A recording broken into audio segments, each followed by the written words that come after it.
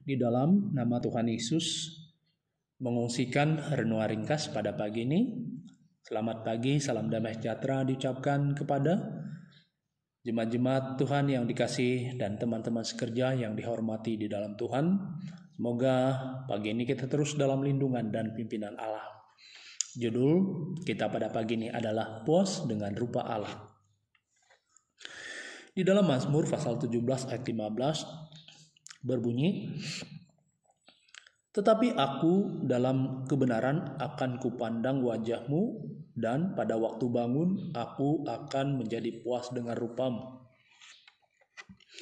Di sini kita melihat doa dari Raja Daud yang ketika itu dalam situasi yang paling susah dan merasa sangat tertindas oleh Raja Saul yang sedang memburunya.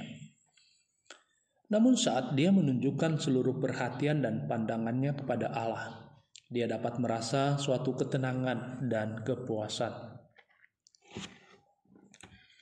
Di tengah situasi yang paling sulit dan berat, Raja Daud mengajar kita untuk tetap tenang dan puas di dalam Allah.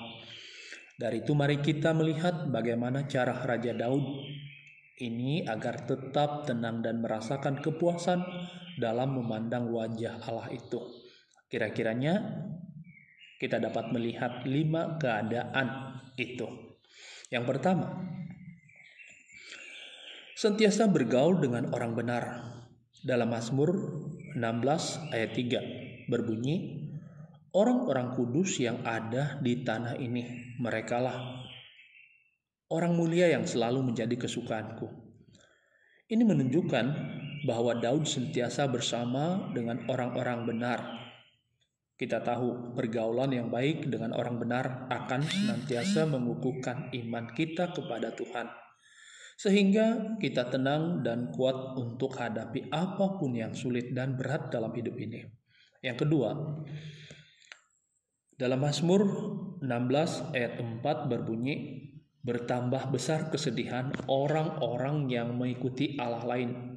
Aku tidak akan ikut mempersembahkan korban curahan mereka yang dari darah, juga tidak akan menyebut nama mereka di bibirku."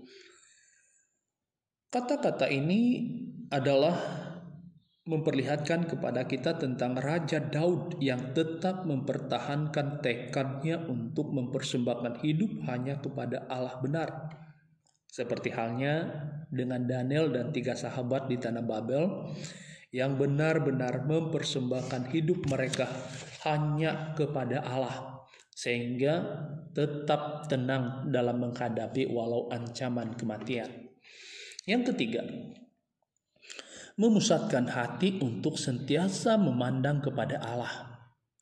Dalam Mazmur pasal 16 ayat 8 dan ayat 9 yang berbunyi, "Aku senantiasa memandang kepada Tuhan, karena Ia berdiri di sebelah kananku, aku tidak goyah. Sebab itu hatiku bersuka cita dan jiwaku bersorak-sorak, bahkan tubuhku akan diam dengan tentram." Kata Daud itu begitu menarik. Dengan yakin dia berkata, aku tidak goyah. Malah ia berkata, ia sentiasa dapat diam dengan tentram, bersukacita dan bersorak-sorak. Jadi mengapa? Karena jika kita melihat sudut ayat ini menunjukkan Daud itu berusaha untuk memusatkan hati untuk sentiasa memandang kepada Allah. Jadi memandang Allah di sini membuatnya tidak akan goyah dan dapat diam dengan tentram. Yang keempat,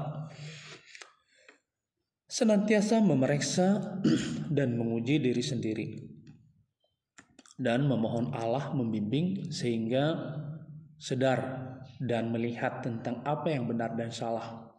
Dalam Mazmur 17 ayat 3 berbunyi, "Bila engkau menguji hatiku, memeriksanya pada waktu malam, dan menyelidiki aku, maka engkau tidak akan menemui suatu kejahatan, mulutku tidak terlanjur."